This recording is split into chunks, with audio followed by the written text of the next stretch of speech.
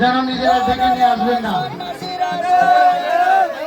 শান্তভাবে দেখুন, সুন্দরভাবে দেখুন, এই আশা রাখছি।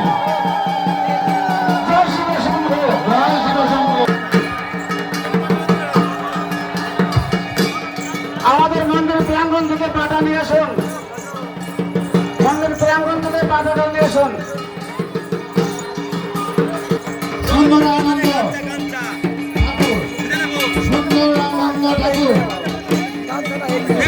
জানার দরকার আছে আমি মনে করি।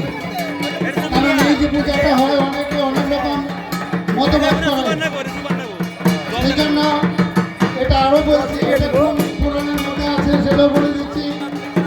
ব্রহ্ম বৈতব্য পুরাণের মধ্যে এটা আছে। এই চড়ক পূজা, এই চড়ক পূজাটা